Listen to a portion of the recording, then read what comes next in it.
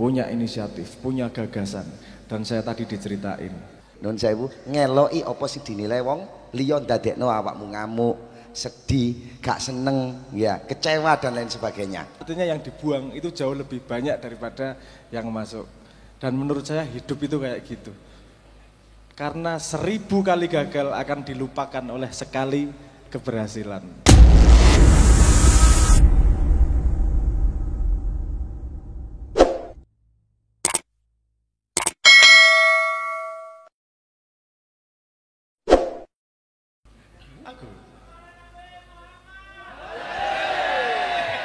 Langsung mawon Gus Sabran.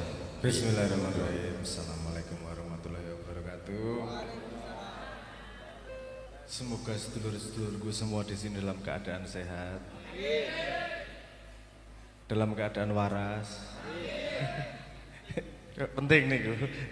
Niki Romo niki orang ning marekke fisik tapi nggih marekke waras niku. Jadi ora waras jarene.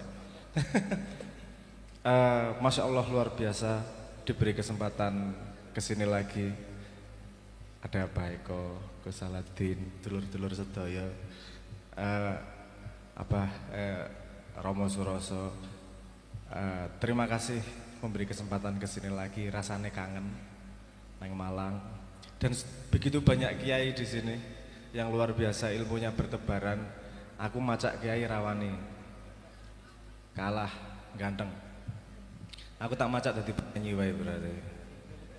Dan di sini saya sangat senang dengan situasinya karena situasinya adalah kalau sama Romo tuh ngobrolnya los dol pokoknya. Jadi sinau bareng itu saya sangat senang, sinau bareng daripada nuturi karena saya juga bukan orang pantes nuturi. Pantesnya yang guyang-guyuk ngopi bareng ngece-ngecenan kelon rokokan dan seterusnya. Di sini mohon maaf ada penderita cacat tuna asmara. Banyak. Oh banyak. Oke. Kathah nggih.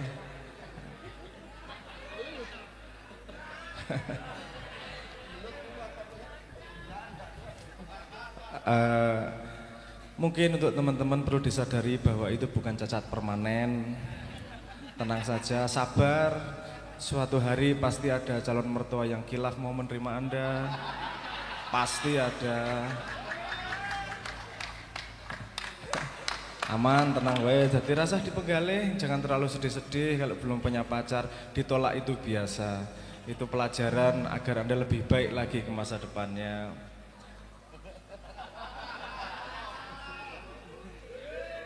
Oh sedih. Udah ditolak berapa kali Mbak? Oh. 5 kali. Ini anak-anak zaman sekarang itu belum ditolak baru WA centang 2 nggak dibales aja udah stres biasanya. Mention nggak dibales udah stres. Jangan stres sudah, tenang aja. Kita nyanyi dulu. Nyanyi dulu aja. Saya ingin mempersembahkan sebuah lagu yang merupakan ekspresi pertama saya ke sini bahwa ruang ini, tempat ini adalah ruang yang pantas untuk dibawa pada ruang kerinduan.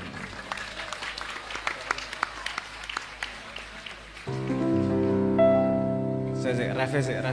Lagunya mungkin kalau teman-teman muda enggak, yang masih muda belum paham,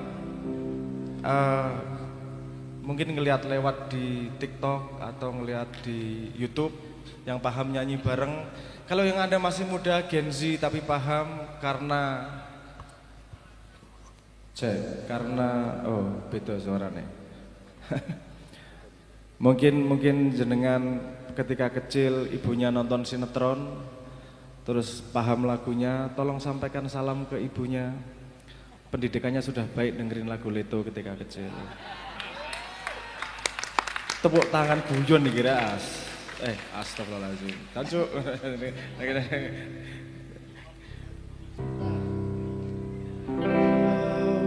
Datang dan pergi. Oh begitu saja. Semua ku terima apa adanya. Mata terpejam dan hati menggumam di ruang rindu kita bertemu.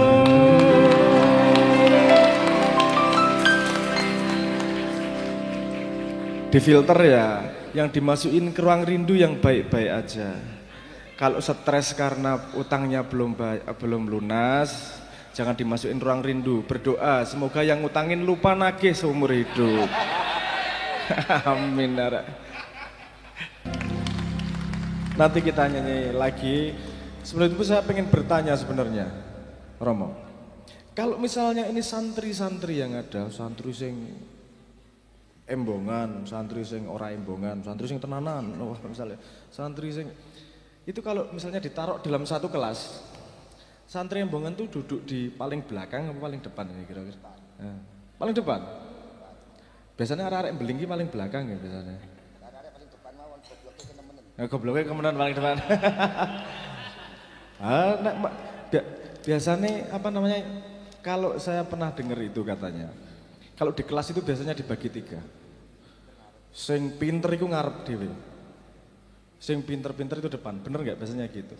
Sing tengah, kuwi sing ya rada pinter tapi ora terlalu berani. Sing buri-buri iku sing beling-beling bolosan apa ora tau ngerjakno PR dan seterusnya. Tapi ini kata guyon-guyonan teman-teman saya. Ya teman-teman yang di yang di Jakarta gitu ya. Guyonnya gini, lihat nih, yang depan paling pinter, yang tengah setengah pinter, yang belakang dianggap bodoh. Tapi biasanya nanti kalau gede, yang jadi juragan itu yang paling belakang, dia nyewa yang tengah untuk cari lobby-lobby, untuk nyewa yang paling depan untuk jadi pekerjanya. Biasanya gitu katanya. Oh iya. Sing pinter dhewe iki justru dadi staf ahli, menterine biasanya lungguh, mburi dhewe biasanya malah. Loh, karena memang pendidikan kita kadang-kadang hanya menilai satu aspek dari manusia. Ada aspek lain dari manusia. Biasanya yang belakang itu tidak mudah disetir, tidak gampang untuk dituturi, tapi mereka pandai berinisiatif. Punya inisiatif, punya gagasan. Dan saya tadi diceritain, ini kelapa degan ini sudah ada 6. Oh, yang chicken itu sudah 6 outletnya dan ini inisiatif teman-teman santri Embongan. Luar biasa. Jadi kalau mau ngomong santri Embongan itu tidak santri beneran dibandingkan santri yang lain, jangan pernah percaya. Karena ada santri-santri yang tugasnya bukan hanya mendengarkan dan manut, tapi tugasnya adalah memberi inisiatif dan membuat perubahan. Kan gitu. Gak apa-apa, semua itu ada tempatnya sendiri-sendiri. Semua ada tempatnya sendiri-sendiri dan semua saling bersinergi satu sama lain untuk memberi kemajuan bersama. Persis seperti yang dikatakan Romo tadi. Sing penting sing tak lakoni punya tanggung jawab terhadap dirimu, bertanggung jawab pada negara, artinya lingkunganmu juga, dan bertanggung jawab kepada Tuhan. Urusan dipandang elek, dipandang apik, sesama siswa tidak bisa mengisi rapot teman. Kita sama-sama siswa kok. Wes lah, kayak bisa mengisi rapot teman. Nanti yang mengisi rapot kita adalah Allah Subhanahu wa taala. Wes yang bisa kita lakukan hanyalah berusaha melakukan, berinisiatif. Semoga Tuhan melihat dan terharu. Bukan setor itu, bukan setor kebaikan. Harap dihitung kebaikan karo keburukanmu wani ta. Kalau mboten wantun kalau saya tidak berani sama sekali. Saya sangat setuju di sini karena tadi garis bawahnya adalah yang penting berani melakukan, niatnya bener wes. Karena insya Allah Tuhan nanti akan terharu. Kalau Anda melihat yang di sini, sorry yo, sing jomblo-jomblo, Anda pasti belum punya pengalaman ini, tapi yang sudah punya anak, melihat anaknya nyapu lantai, walaupun tidak bersih, walaupun tidak beres, hatinya terharu pasti. Arek iki rek, ora iso nyapu tapi niatnya baik, umbah-umbah tetap reget tapi niatnya apik. Ya santri embongan, santai ngelakoni sing yang kamu bisa. Engko Gusti Allah, cuk, pokok-pokok itu ngopo arek-arek iki. Tapi lumayan lakoni terharu iki. Gusti Allah, justru dewangi karo Gusti Allah. Saya tanya sama semua orang tua, pasti lebih ikhlas memberi hadiah kepada anak yang sungguh-sungguh daripada anak yang menjilat kepada orang tuanya. Begitu juga bos dengan anak buahnya. Mari kita di sini benar-benar memegang itu bahwa ketulusan itu sangat penting. Kemauan untuk inisiatif, keberanian untuk inisiatif itu amat sangat penting. Urusan hasil Gusti Allah nanti. Yang penting mangkat, muga-muga Gusti Allah terharu. Nek mati wani, wong mati ki gampang kok. Semua masalah tuh selesai nek mati. Utang gak ono, sing wedi iki di penjara apa ora iso turu, ora iso mangan kuwi lho. Ora wedi mati ning wedi kiri istilah jarene. Saya kalau ngomong terlalu banyak nanti malah salah. Jadi saya harap teman-teman, karena ini teman-teman santri Embongan adalah orang-orang yang pandai berinisiatif. Jadi di depan kita diskusi ini, kita mau ngobrol apa? Kan gitu. Islam itu saya pernah ngomong begini. Mohon dibenarkan Romo kalau salah. Jagat Tuhan itu luar biasa gedenya, luar biasa indahnya, luar biasa dalamnya, dan banyak cara untuk membedah kebesaran Tuhan dengan mempelajari buku kitab suci, mempelajari dari pengalaman orang tua, pengalaman para kiai, para guru, para nabi, tapi juga bisa mempelajari dari alam. Lahirlah teknologi, lahirlah pengetahuan-pengetahuan. Itu juga dari mempelajari ilmunya Tuhan sebenarnya. Dulu saya pernah ngomong gini Romo, Islam jangan memusuhi teknologi itu. Jangan menganggap teknologi itu adalah demit, dajjal dan seterusnya. Jangan lupa, sains itu lahirnya dari dunia Islam. Algoritma itu dari dunia Islam. Lahirnya dari dunia Islam. Tapi anak ini kemudian dibesarkan oleh orang lain, terus sekarang dimusuhi, kan gitu. Ayo kita belajar juga. Jadi teman-teman inisiatifnya nggak cuman bikin nggak cuman bikin 6 outlet itu tadi, tapi juga menguasai sosial media agar lebih banyak lagi outletnya, menguasai algoritma agar lebih besar lagi inisiatifnya. Nah, itu kudu dirayakan itu permintaan hati saya yang dari paling dalam itu. Agar kita benar-benar sebagai orang Islam maju karena bukti, bukan hanya maju karena narasi. Kita bisa membuktikan bahwa orang Islam benar-benar bisa membawa zaman ke depan. Loh, hidup itu tidak selalu ideal, kadang-kadang ada yang tidak pas. Tapi kalau kita bisa ngambil positifnya, semuanya akan tetap menyenangkan dan membahagiakan. Gitu. Saya tadi terkesan sama ceritanya Romo tadi tentang bagaimana anak-anak santri Embongan itu sangat observatif. Iso ndelok perawane saka jangkae. Wah, iki arek-arek observatif ini. Ini kalau contohnya itu jadi kok koyo nelek ngono ya. Padahal nalurinya sangat baik. Nalurinya itu riset. Riset larunya, mencari apa ya tanda-tandanya. Loh, karena itu nanti ada hubungannya dengan kesuksesan dalam hidup. Kadang kalau orang modern itu katanya sukses itu mencari passion, mengikuti passion, gitu ya katanya. Passion itu artinya apa sih? Passion itu asal katanya passio, bahasa Yunani, artinya penderitaan. Bukan kenikmatan, passio itu artinya penderitaan. Penderitaan yang kamu bersedia mengalami. Emang enak memperhatikan wong ngene iki sampai ngerti kesimpulan gak enak. Ada di sini yang hobi mancing? Wakeh. Itu orang yang punya passion mancing itu saya sama sekali nggak paham itu sebenarnya. Dan saya pernah mencoba mancing itu. Oke, diajak mancing saya ikut. Oke, pegang walesan, siap, bawa walesan sama umpannya. Terus gimana? Dilempar. Oke, lempar. Terus tunggu. Nunggu tok. Iya nunggu. Asu pirang suwe? Ya mbuh tekan iki ngopo uripku nunggoni. Gak paham, saya bener-bener gak paham. Iki ngopo nunggone kok ngene iki ya Allah. Ana ndonga apa wirid atau usaha apa yang bisa dilakukan? Yo gak nunggu ae. Allah, ada ya orang yang bersedia menderita gitu. Belum lagi kalau mancing berangkat jam 1 malam. Baline diseneni bojone. Neng kono ra entuk iwak sing dipangan. Pelete dhewe. Pelete digoreng, dipangan dhewe. Besok dibaleni. Nah itu namanya passion. Saya bahkan punya temen yang saking senengnya mancing, dia punya rumus luar biasa. Kalau peletnya tepat, kamu lempar langsung dimakan ikan. Apa rumusnya? Katanya kalau peletnya dicampur sama,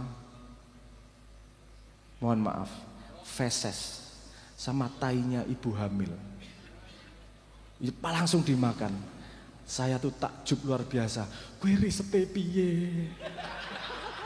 Apakah kamu mengumpulkan tainya? Mas nyuwun taine, Bu nyuwun taine, Mbok D, jadi muda, tua, laki-laki, perempuan lagi hamil, apa namanya manten anyar. Gimana nih? Ini risetnya luar biasa. Tapi itu tinggal satu langkah lagi, itu menjadi bisnis yang besar loh. Loh.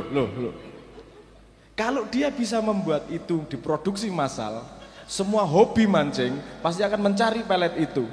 Dan semua ibu hamil punya tambahan penghasilan. Ya, loh, kreatif itu. Yang namanya kreatif itu harus punya inisiatif. Uang lokno gendeng kadang-kadang, tapi ini modal observasi dan modal apa namanya memperhatikan hal yang kecil-kecil seperti itu akan bisa membawa manusia jauh ke depan. Karena dia memperhatikan yang orang lain tidak perhatikan. Oke, tak ceritani salah satu risetku zaman dulu ketika masih jomblo, masih penderita cacat tuna asmara seperti konco-konco sekalian. Saya kan juga waktu itu modal randuwe, raira ganteng-ganteng banget. Apa piye ya carane. Waktu itu saya sekolah sama teman-teman waktu itu di luar negeri sama teman-teman yang nasibnya sama. Terus kemudian kita, yuk kalau malam minggu kita di kafe atau di mana, terus kita riset. Wah, riset lah. Itu terus coba kamu cari nomor teleponnya, pakai trik A, trik B, trik C, trik D, sampai kita punya catatan statistiknya. Ini kemungkinan berapa persen berhasil. Akhirnya buku itu menjadi, saya bawa pulang jadi kitab ketentraman namanya. Tapi kemudian saya bakar karena jadi rebutan anak-anak. Ada beberapa hal yang misalnya tanya sama cewek-cewek. Contoh paling sederhana, ini rumus yang hampir semuanya setuju. Kalau kamu deketin cewek, bau badanmu badek, 50% mesti serah gelem cah wedok wis. Arep mbok rayune kaya ngopo, badek ambune wis mesti wegah. Mangkakno sregep adus. Iku penting untuk nasib masa depanmu dan apa ngeki cucu karo mbah apa bapak ibumu iku. Bau itu sangat penting. Sangat-sangat penting. Ada trik-trik lain. Kalau kamu ngerayu, wah ini gelem tak kayak trik-trik ini ya. Nah, ini malah dari buku kitab ketentraman ini nanti ya. Anda pernah memperhatikan diri enggak? Kalau keadaan rame lagi ngobrol, temennya suaranya kecil, yang kamu majuin kuping kiri atau kuping kanan? Refleks itu pasti. Kiri. Karena kuping kiri itu terlatih untuk dengar hal-hal yang lirih, hal-hal yang halus. Jadi kalau kamu ngerayunya pakai puisi, pakai hati, di kuping kiri. Tapi kalau kamu, aku gagah loh, aku luar biasa, pengen membanggakan dirimu di kuping kanan. Mbuh bener mbuh ora, tapi statistiknya seperti itu. Itu penelitiannya kayak gitu. Ini wong edan, orang duwe gawean daripada nganggur uripe. Wis kita penelitian di situ. Bahkan air mata, kalau Anda bahagia nangis enggak? Kalau sedih, bedanya apa air matanya?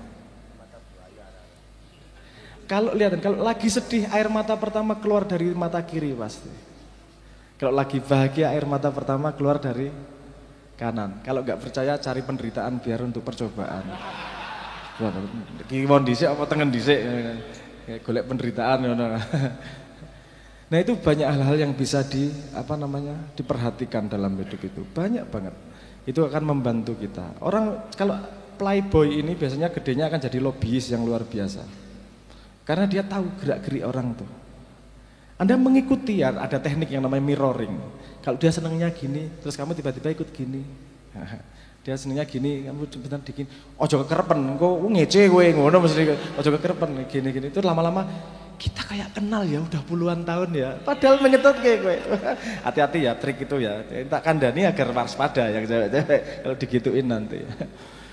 Tapi pada akhirnya, pada semua riset itu ada hal yang paling penting. Yang tadi dirangkum Romo dalam sebuah kalimat. Dari cinta untuk cinta, dari cinta ke cinta untuk cinta, dari cinta ke cinta menuju cinta. Karena apapun yang kita lakukan kalau kita tidak mendasarinya dengan cinta, kita tidak akan selaras dengan dunia. Karena manusia dilahirkan dengan cinta sama Tuhan, bukan dilahirkan dengan benci. Benci hanyalah cinta yang tersakiti. Mantan hanyalah jodoh yang putus asa. Dah, nggak usah diinget-inget. Wong putus asa kok diinget-inget terus. Mantan hanyalah jodoh yang putus asa.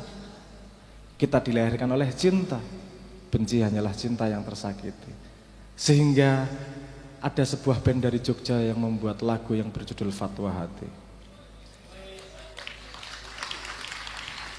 Lagunya bercerita tentang ketika sesaat sebelum nyawa dilahirkan ke dunia, diingatkan bahwa nanti kamu jangan lupa loh bahwa kita sudah berjanji dengan cinta.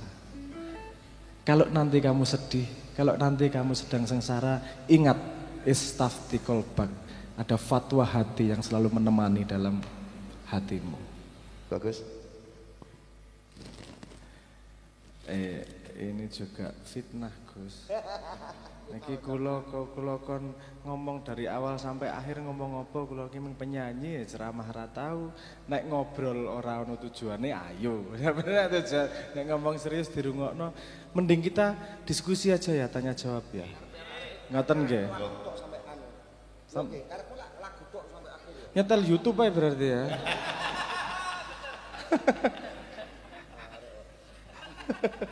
Monggo tanya jawab.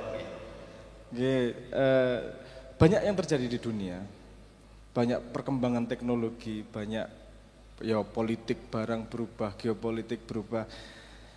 Benar kita harus selalu terkoneksi dengan Tuhan, selalu berlambaran dengan cinta, tapi kita juga tidak boleh lupa ngelihat kanan kiri, ngelihat sebelah, ngelihat keadaan, ngelihat situasi. Karena kalau katanya rumus dari bejo itu, nek jare wong Jawa, wong pinter iku kalah karo wong bejo. Wong bejo iku kalah karo wong edan. Jarene katanya gitu. Tapi saya baru dapat ilmu kemarin pelajaran ada 3 titik di mana kita bisa mencapai bejo itu. Kalau dari penelitian sukses itu faktor besarnya karena bejo memang salah satunya. Tapi kita bisa ngejar bejo itu gimana. Titik pertama adalah mengetahui diri. Mengetahui diri itu gunane primbon, gunane pace, gunane macam-macam, gunane belajar melihat ke dalam. Karena kalau kamu tahu dirimu, kamu tahu limitmu, kamu tahu modalmu. Artinya kamu tahu dirimu siapa. Titik kedua adalah kamu tahu di mana. Jadi tahu lingkungannya. Kalau onta, dia tahu dirinya onta dan tahu dirinya di padang pasir, dia merasa di rumah. Tapi kalau dia ternyata di Antartika, di tempat yang penuh salju, gak cocok ya. Berarti saya harus bikin rumah, saya harus bikin persiapan-persiapan agar saya bisa bertahan di daerah yang, di tempat yang memang tidak ideal. Ada 2 titik, itu tadi ya, mengenal diri, mengenal lingkungan, mengenal sekitar, dan sekali lagi, satu lagi adalah aksi. Mengenal diri, tahu sekitarnya, tapi tidak berbuat apa-apa, yo gak dadi apa-apa rek. Tapi kalau aksi nggak mengenal diri, kadang-kadang kebablasan. Sok tahu, padahal nggak tahu. Sok bisa, padahal nggak bisa, malah mengecewakan. Tahu dirinya, mau aksi, tapi nggak tahu lingkungannya, bisa salah-salah. Bisa nggak tepat juga. Kapan harus ngomong, kapan tidak, kapan diam, itu harus tahu lingkungannya. Nah menurut saya ini tidak cukup tahu di sini untuk ngomong apa yang tepat dan bermanfaat untuk teman-teman semua. Jadi mari kita diskusi, mari kita ngobrol. Apa sih yang bisa saya share di sini? Apa sih yang bisa saya belajar dari jenengan semua? Makanya biasanya tuh saya tuh nggak pernah mau kecuali kesini di casting jadi penceramah. Gak pernah mau saya, karena saya tahu betul posisi saya tidak bisa berceramah. Saya bisanya sinau bareng. Yuk belajar bareng yuk. Sinau bareng apa yang bisa kita bagi satu sama lain. Makanya monggo konco-konco, ayo kita ono sing pengen ngerti AI, ono sing ngerti algoritma, apa yang pengen tahu. Monggo, ayo. Santri mbongan gini, takono. Monggo. Sing biasanya tuwakon terus sampai subuh-subuh itu. Nah, katanya sering banyak bertanya itu uncal ke. Ayo. Nggih, monggo. Nggih.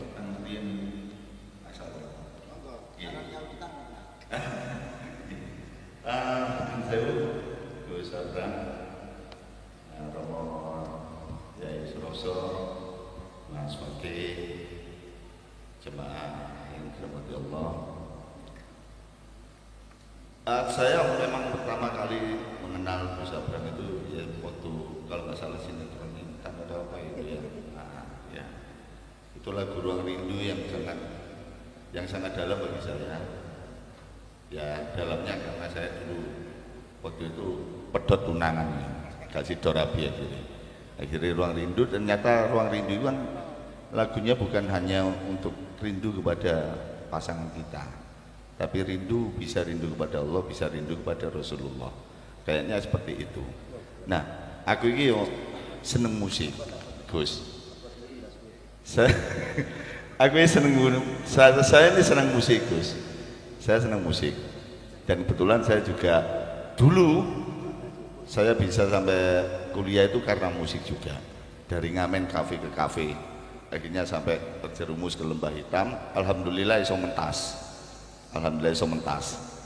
dan alhamdulillah ini meneh kok pas tes PNS lolos tes narkoba wis gak ono, sampai rambut gak, alhamdulillah saya wis lunas wisan Gus ya. Akhirnya jadi pegawai pemerintahan. Trik mungkin Gus ya, trik ketika membuat sebuah karya tapi yang bisa mengena untuk kepada manusia, kepada ciptaan-ciptaan Tuhan yang lain, itu trik-triknya apa? Itu yang pertama. Terus yang Gus Saladin tadi, yang kedua Gus Saladin ngapunten. Itu tadi yang pertanyaan waktu Gus Saladin ceramah di karaokean itu belum dijawab loh Gus. Apakah menafkahi bojone wong iku oleh ora? Terus kadang-kadang teman-teman kalau guyonan gini, ya ojo nang anak yatim tok, ojo nang janda-janda.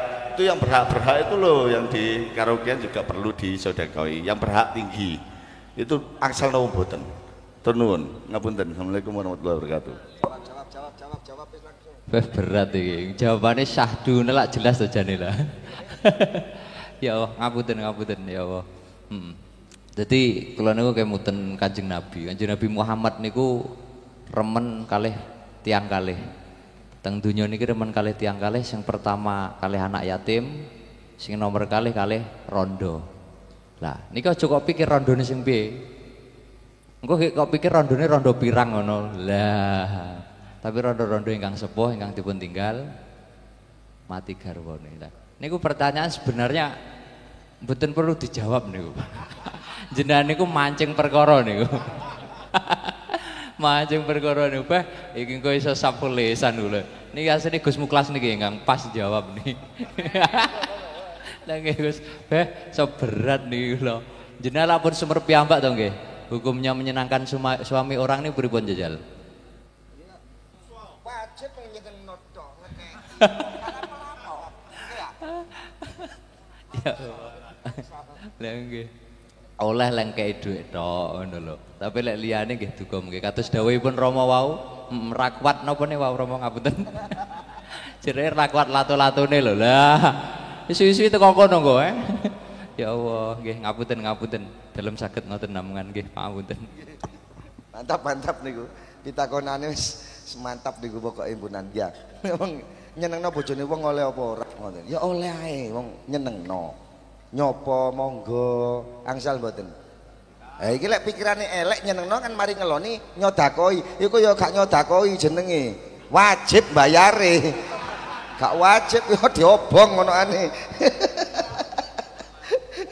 Pun kados wis dalu nih kanca-kanca mulai rodok ngantuk, rodok buyar nih. Dadi wis langsung anu mawon lagu-lagune Gus Abrang ae. Nggih. Ben mantap tambahan ya. Matur suwun. Gus. Gus Abrang. Oh ya, masih ada request satu sandaran hati. Oh, kudu jawab aku ya. Tadi bikin karya yang, oh ya. Kalau itu ada rumusnya, semua orang pasti sudah bikin. Artinya itu sebenarnya bejo-bejonan. Itu bejo-bejonan. Anda bikin 100 yang didengar 2 misalnya gitu, masuk ke masyarakat udah nggak apa-apa. Ya udah yang bikin sebanyak-banyaknya aja. Semakin terlatih akan semakin tajam gitu aja. Album pertama itu isinya 10 lagu. Konsep yang saya buat ada 104. Dari konsep yang dibuat kemudian dibikin lagu beneran ada 37.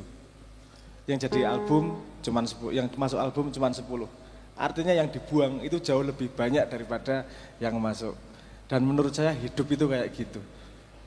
Karena 1000 kali gagal akan dilupakan oleh sekali keberhasilan. Jadi jangan khawatir untuk gagal. Nyanyi lagune wis entek tapi iki.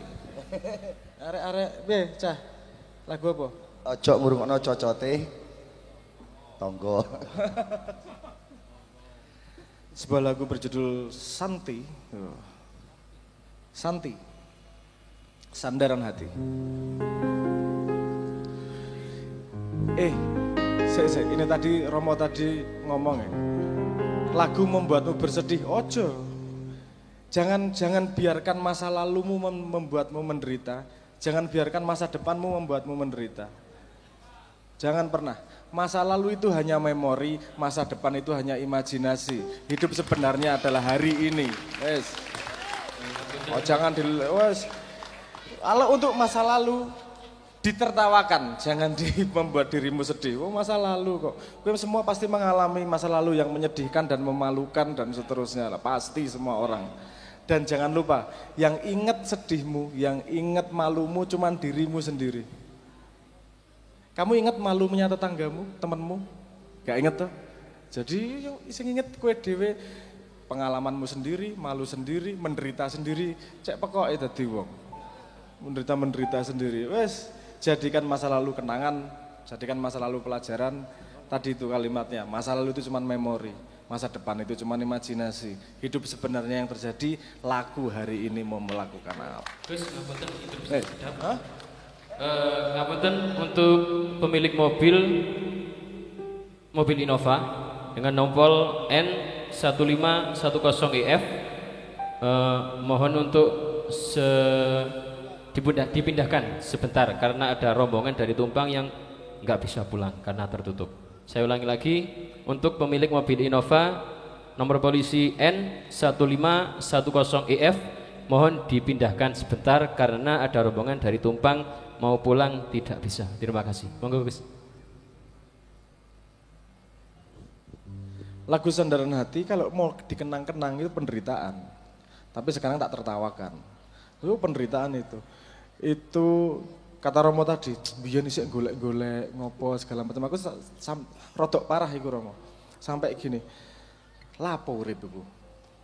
Jarine golek Gusti Allah, jarine paling cepet ketemu Gusti Allah itu ketika mati. Ngapain lama-lama mati? Nek pengen ketemu Gusti Allah.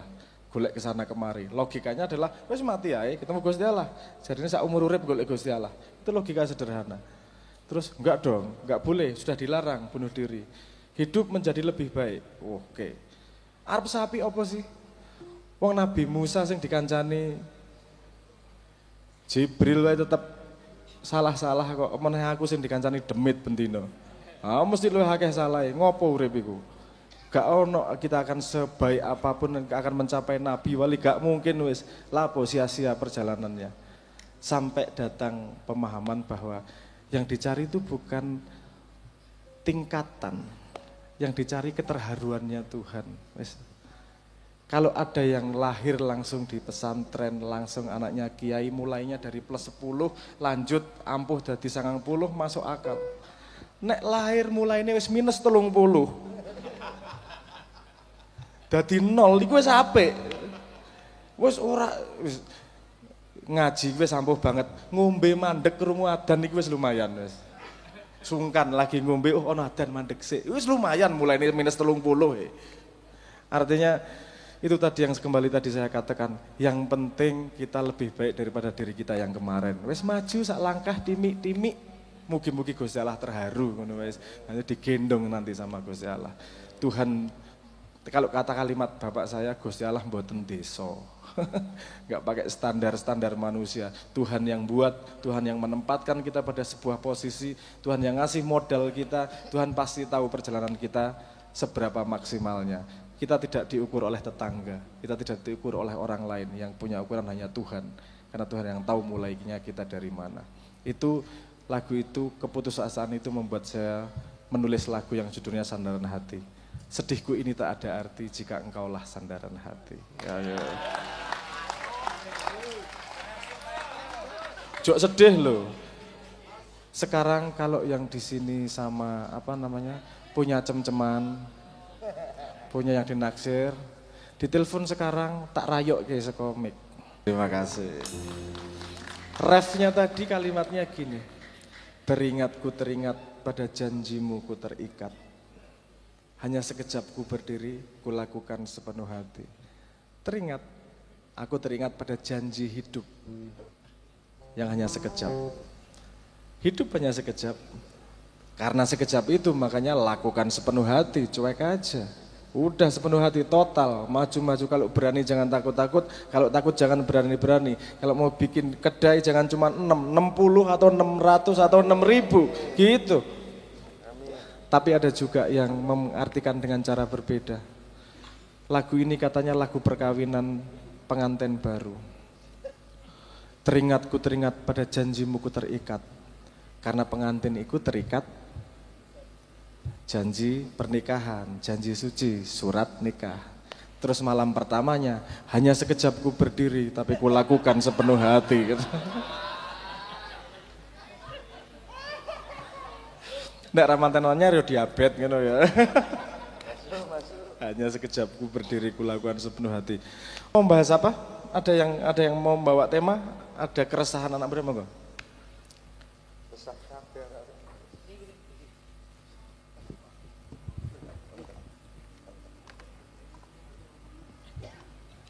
Assalamualaikum warahmatullahi wabarakatuh. Ngapunten sedaya, mengenai kecerdasan.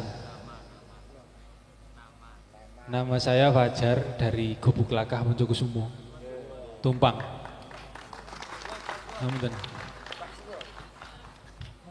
Mengenai kecerdasan, pemahaman, bahkan kesadaran atau kepekaan rasa.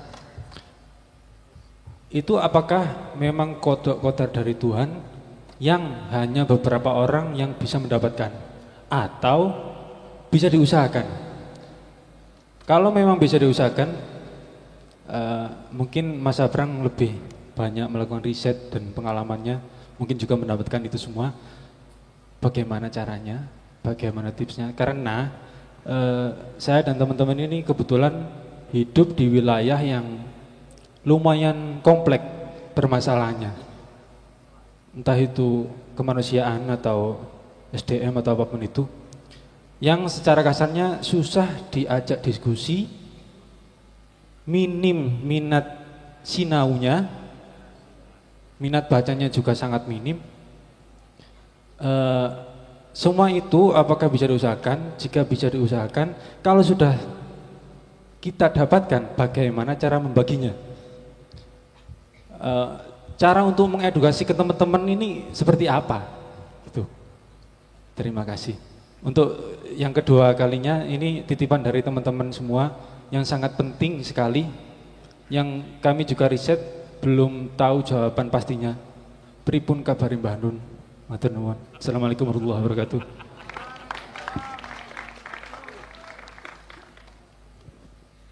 Oke, bismillahirrahmanirrahim. Ini saya harus menjawab dengan porsi dan cara yang presisi. Kalau saya ditanya gimana keadaan Mbah Nun, saya akan menjawab pandunganipun, nyuwun doanya. Simbah hadir dengan bermacam cara. Bisa hadir dengan wadaknya, bisa hadir dengan gagasannya, bahkan beliau bisa hadir dengan cucu-cucunya yang belajar dari beliau. Simbah tidak pernah meninggalkan kita, kalau kita tidak meninggalkan beliau. Pandunganipun. Wah, iki sorry lho rada abot niki, Romo. Iki salah takon. Nggih, kaboten Salah ala. sing takon. Karena Tuhan menciptakan manusia itu kan beda-beda. Ada modalnya, ada keadaannya, dan ada usahanya. Tentang kecerdasan itu tadi. Modalnya ada bedanya memang. Ada orang yang modalnya memang tidak terlalu cerdas, ada modalnya sangat cerdas. Itu bukan berarti Tuhan tidak adil, sangat adil. Karena itu bersanding dengan tanggung jawab. Kalau modalnya tidak begitu cerdas, tanggung jawabnya juga nggak banyak-banyak. Tapi kalau orangnya sangat cerdas dan mampu memecahkan banyak masalah, ya tanggung jawabnya jadi sangat besar. Semakin cerdas kan masuk nerakanya semakin besar. Loh, hati-hati, ilmunya semakin banyak, kan masuk nerakanya semakin besar. Karena jadi semakin banyak ilmu yang ada kemungkinan tidak bermanfaat. Mending ilmu sidik tapi dilakoni tenanan. Wah, itu ilmu yang bermanfaat. Jadi jangan sedih, urusan cerdas sama enggak, kamu tahu posisimu di mana melakukan apa yang kamu bisa lakukan. Itu sudah cukup menurut saya. Gini nih, ada penelitian. Ada faktor kedua adalah lingkungan. Ada penelitian mengatakan gini, ketika anak masih remaja dan dia sudah membayangkan sesuatu yang tidak kelihatan, membayangkan Tuhan, berimajinasi dan seterusnya, ketika remaja, ini peningkatan kapasitas otaknya jauh lebih cepat daripada ketika mudanya nggak mau ngomong sing ora-ora. Paham maksud saya? Pohon ngomong ngawang-ngawang itu jangan dianggap tidak penting. Apalagi untuk remaja. Remaja diskusi, ngomong sing ngawang-ngawang sing ora-ora. Mungkin wong tuane ngopo to ngomong sing ora-ora, wis to, ngelakoni wae. Itu sayang itu. Karena penelitiannya jelas ini. Ketika masih remaja, dia ngomong ngawang-ngawang imajinatif dan seterusnya, itu pertumbuhan otaknya ketika dewasa jauh lebih cepat. Yang ketiga adalah usaha. Ya semakin kita banyak membaca, banyak ngobrol, banyak berpengalaman, ya semakin cerdas kita. Tapi itu ada limitnya. Batasnya adalah modalnya itu tadi, tergantung wadahnya sebesar apa. Ngoten mungkin.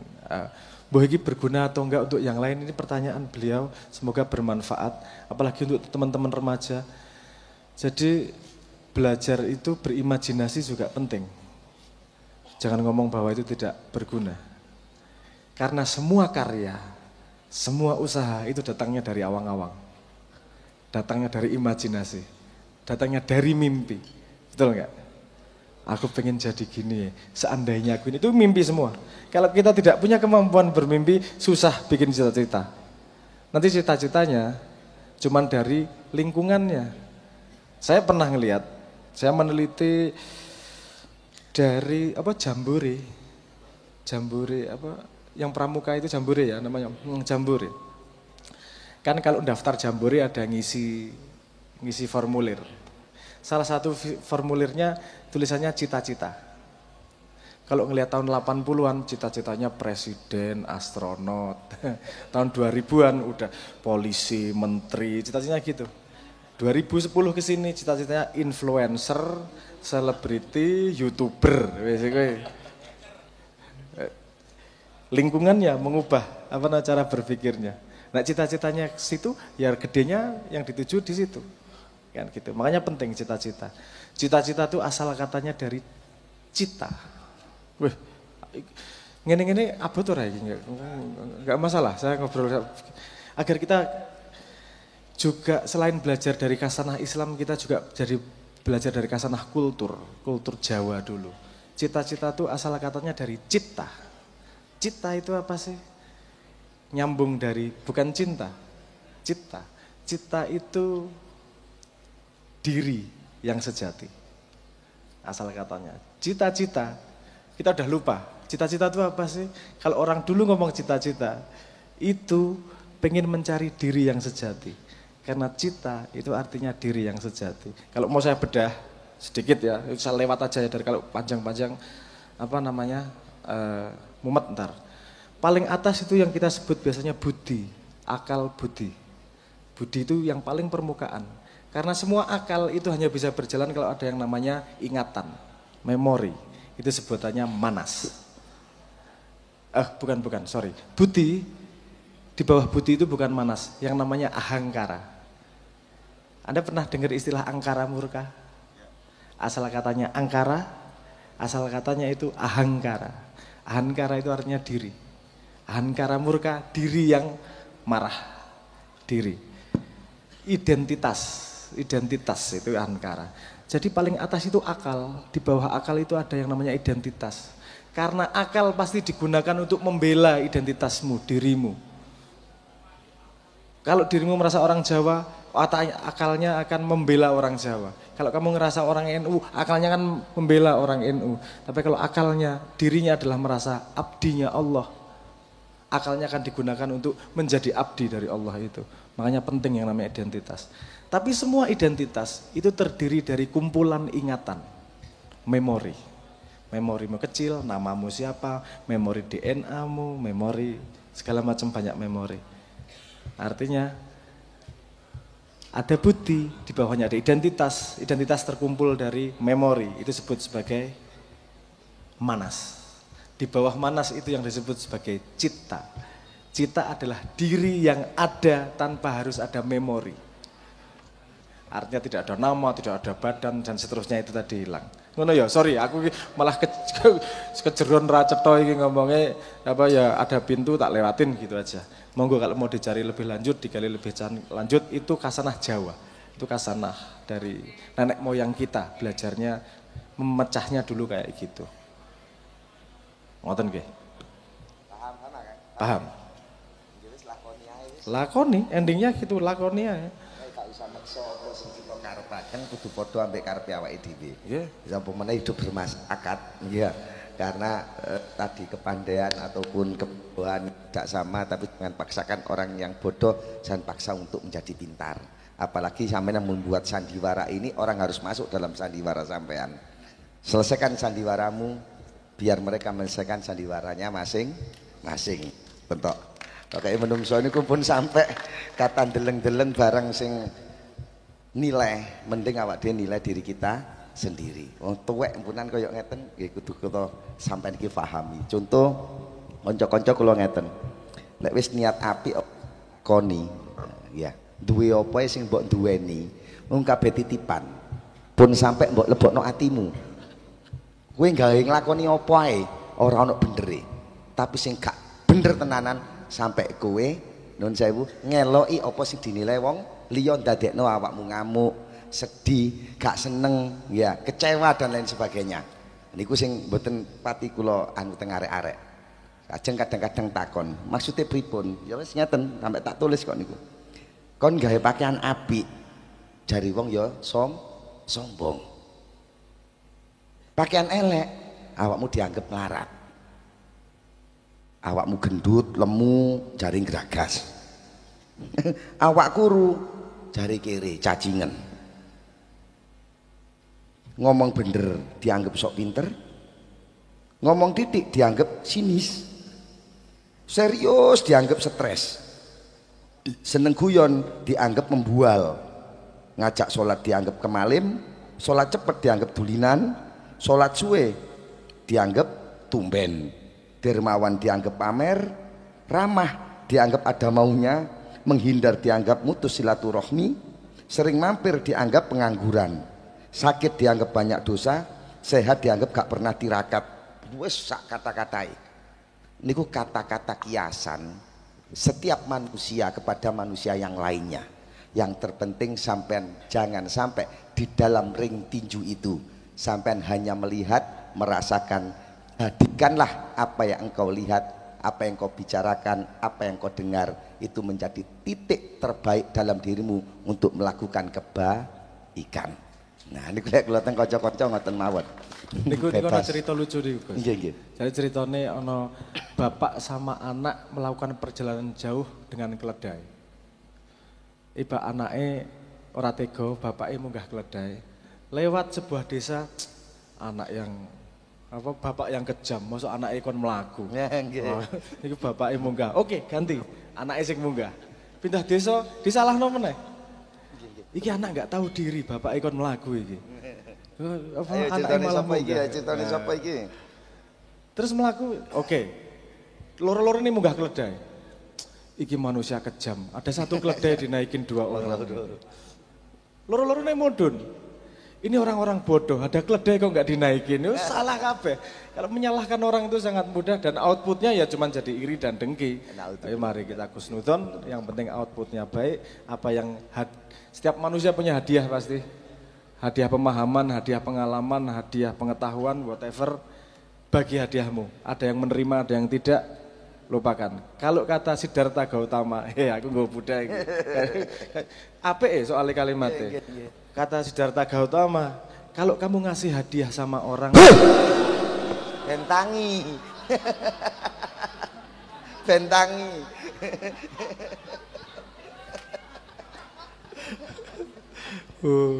Brutal. Kata Siddhartha Gautama, kalau kamu ngasih hadiah ke orang lain, hadiah yang diberikan Tuhan padamu, kamu kasih ke orang lain, dan orang lain tidak mau terima, itu bukan salahmu dan nggak perlu bersedih. Ambil hadiahnya lagi. Kamu cuman jadi pemberi hadiah dari Tuhan. Kalau orangnya nggak mau, ambil, bawa pulang dan tersenyum. Orangnya tidak mau menerima kok. Kan gitu itu. Jadi enak, wes pokoknya lakoni manfaat kan gitu. Lakoni pokoknya. Nah, teori-teori kayak gini nih, itu cuman jembatan keledai agar kita bisa memahami sesuatu lebih dalam. Jembatan keledai. Tapi di mana-mana jembatan keledai itu, petunjuk itu tidak membawamu ke sebuah tempat. Petunjuk arah Malang itu tidak membawamu ke Malang. Tapi perlu ditonton, dilihat biar kita tidak salah jalan.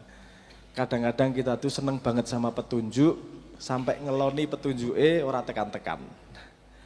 Kadang-kadang sing pengen melaku, ora pengen petunjuk, wis rasah tuh, sing penting melaku. Iki men kowe ra kesasar. Maka tetap dua-duanya diperlakukan dengan proporsinya.